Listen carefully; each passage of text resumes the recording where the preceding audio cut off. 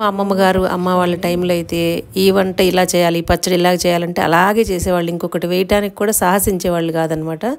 గోంగూర పచ్చడి చాలా సింపుల్ ఇంగ్రీడియంట్స్తో భలే ఉండేదండి. దీనికోసం స్టవ్ మీద కొంచెం ఆయిల్ వేసుకొని 1 టేబుల్ స్పూన్ మెంతులు, 1 టేబుల్ స్పూన్ ఆవాలు, ఒక 30 దాకా ఎండుమిర్చి తుంచి వేసుకోవాలన్నమాట. నేను ఇక్కడ 2 పెద్ద కట్టలతో గోంగూర పచ్చడి చేస్తున్నాను అనమాట. ఇవన్నీ బాగా వేగిన తర్వాత ఇంగు వేసేవాళ్ళు అనమాట. అప్పట్లో ఇంగుతోనే వంటలన్నీ ఉండేవండి మా ఇంట్లో అయితే. ఉల్లి వెల్లుల్లి వాడేవాళ్లే కాదండి. ఎవరు ఎన్ని కామెంట్స్ చేసుకున్నా అప్పటి రోజులు అలాగే ఉండేవి మరి మా చిన్నప్పుడు. దీనిలో ఒక పెద్ద నిమ్మకాయ సైజ్ అంత చింతపండు గింజలు పీచులు తీసేసి బాగా ఈ ఎండుమిర్చి వేగిపోయిన తర్వాత పోపు ప్లేట్లో తీసే ముందు చింతపండు కూడా వేసి 1-2 నిమిషాలు ఇలా చెమ్ముంటే పోతుందనమాట. ఈ పోపు అంతా వేగిన తర్వాత వేరే ప్లేట్లోకి ఈ పోపు అంతా షిఫ్ట్ చేసేసుకొని ఇప్పుడు అదే ప్యాన్లో మళ్ళీ కొంచెం ఆయిల్ వేసుకుని, గ్రౌండ్నట్ ఆయిల్ అయితేనే ఈ పచ్చళ్ళకి చాలా టేస్ట్ ఉంటుందన్నమాట.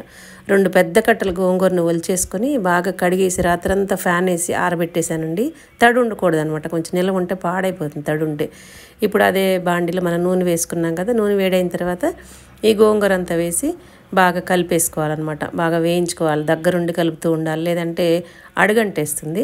కొంచెం మందపాటి బాండి పెట్టుకుంటే మాడకుండా ఉంటుందన్నమాట. కలుపుతూ చక్కగా ఇది ముద్దగా అయిపోయేంత వరకు వేయించేసుకోవాలన్నమాట. ఒక 10-15 నిమిషాలు పడుతుంది, 2 కట్టలు కదా. మా చిన్నప్పుడు అయితేనండి ఇలా గోంగూర పచ్చళ్ళు, చింతకాయ పచ్చళ్ళు, అన్ని రకాల పచ్చళ్ళు ఉండేవన్నమాట. స్కూల్కి వెళ్ళేటప్పుడు మేము ఇలా ఇన్ని రకాల టిఫిన్స్ లేవండి మా చిన్నప్పుడు.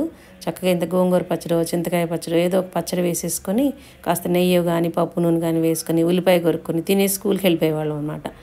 ఇప్పుడు పోపు అంతా వేగిపోయిన తర్వాత దానిలో కొంచెం పసుపు, టేస్ట్కి సరిపడా సాల్ట్ వేసేసుకొని ఇది మెత్తగా పౌడర్ లాగా గ్రైండ్ చేసేసుకున్న తర్వాత మనం వేయించి చల్లారబెట్టుకున్న గోంగూరను వేసేసి 2-3 పల్స్ ఇచ్చి తిప్పుకోవాలన్నమాట. మెత్తగా గ్రైండ్ చేసేసుకోకూడదండి.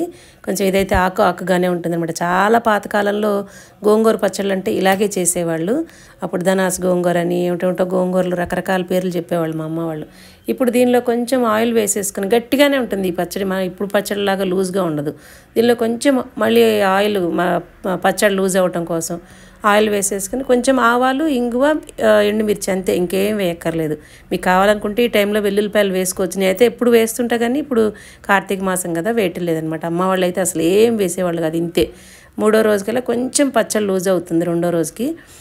అంతేనండి. ఇది చాలా సింపుల్గా పాతకాలంలో మా అమ్మమ్మ వాళ్ళు చేసే గోంగూర పచ్చడి అనమాట.